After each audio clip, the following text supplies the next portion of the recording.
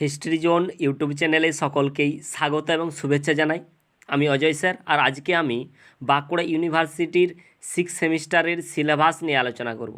দেখো, ইতিমধ্যে তোমাদের 5th সেমিস্টারের পরীক্ষা শেষ হয়ে গেছে এবং খুব শীঘ্রই তোমাদের 6th সেমিস্টারের ক্লাস কিন্তু শুরু হচ্ছে। তার আগে আমরা জেনে নেব হিস্ট্রি অনার্সের 6th সেমিস্টারে কী তোমরাকে কিন্তু পড়তে হচ্ছে। দেখো, এখানে 6th সেমিস্টারে তোমরাকে 4টা পেপার পড়তে হচ্ছে, C13, C14 এবং ডিএসসি 3 এবং ডিএসসি 4, অর্থাৎ ডিএসসি তৃতীয় এবং ডিএসসি চতুর্থ, অর্থাৎ 4টা পেপার তোমরাকে এখানে কিন্তু পড়তে হচ্ছে। তাহলে প্রথম যে তোমরাকে C13 অর্থাৎ 13 পড়তে হচ্ছে, সেখানে কি পড়তে হচ্ছে? দেখো, হিস্ট্রি অফ ইন্ডিয়া 1947 থেকে 1992 সাল পর্যন্ত তোমরাকে এই পর্বের ইতিহাসটা কিন্তু পড়তে হচ্ছে, প্রথম যে পেপারটা। তারপরে C14, সেখানে কি পড়তে হচ্ছে না history of south West Bengal. তাহলে সেই সময়কালটা কত না 1740 থেকে 1947, এই পর্বের ইতিহাস পড়তে হচ্ছে। তারপরে ডিএসসি 3তে কী পড়তে হচ্ছে না হিস্ট্রি অফ দ্য USA 2। আমরা 5th semester history of the USA 1 পড়েছিলাম, এখানে পড়তে হচ্ছে কি না হিস্ট্রি অফ দ্য USA 2। কোন পড়বে না প্রথম আমাদের যেমন ডিএসসি পড়তে হয়েছিল 1776 থেকে 1945, এখানেও কিন্তু ওই পর্বের ইতিহাসটা আমাদের পড়তে হচ্ছে, কিন্তু সিলেবাসটা কিন্তু একটুকু আলাদা রয়েছে।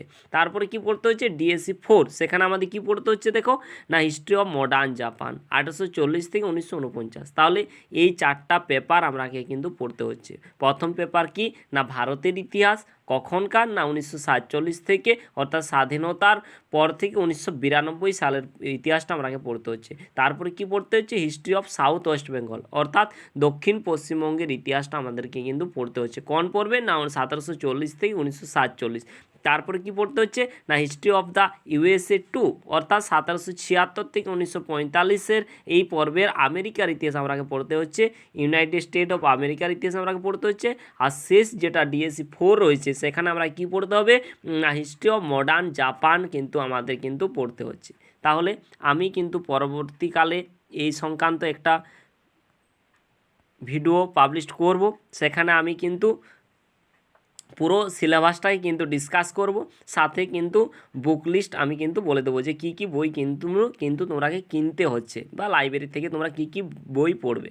দেখো, এই পেপারগুলোতে যেমন বাংলা বই তোমার খুব কম রয়েছে, ইংলিশ বই অ্যাভেলেবেল রয়েছে, কিন্তু বাংলা বই খুব কম রয়েছে, সেগুলো আমি কিন্তু বলে দেবো পরবর্তীকালে। তাহলে এখানে দেখো, একবার সিলেবাসটা তোমরা নিজেরা একবার করে দেখে নাও, আমি পুরো ডিসকাস করব। দেখো, এখানে তোমাদের রয়েছে কি না C13 history of the India, সেখানে দেখো পার্টিশন অর্থাৎ দেশভাগ রয়েছে। এছাড়া তোমার উদ্বাস্তু সমস্যা রয়েছে, বাংলা পাঞ্জাবের ক্ষেত্রে উদ্বাস্তু সমস্যা, এছাড়া নেহেরু যুগ রয়েছে। এগুলো তোমরা একটু দেখে নাও, আমি কিন্তু পরবর্তীকালে এগুলো কিন্তু ডিসকাস করব, আলোচনা করব, এবং বইয়ের লিস্টেও কিন্তু আমি দিয়ে দেবো। তারপরে দেখো C14 তোমরাকে পড়তে হচ্ছে history of the south West Bengal, দক্ষিণ পশ্চিমবঙ্গের ইতিহাস। তারপরে দেখো এখানে তোমরা কি পড়তে হচ্ছে না হিস্ট্রি অফ দ্য ইউএসএর ইতিহাসটা দেখো পড়তে হচ্ছে। এখানে হিস্ট্রি অফ দ্য ইউএসএরটা দেখে নাও সিলেবাসটা। তারপরে তোমরা কি পড়তে হবে দেখো না history of the modern Japan, দেখতেই পাচ্ছ history of the modern Japan তোমরা কিন্তু পড়তে হচ্ছে। তাহলে একটু সিলেবাসটা তোমরা দেখে নাও বা স্ক্রিনশট নিয়ে নিতে পারো, এবং দেখে নাও তোমরা কী কী পড়তে হচ্ছে।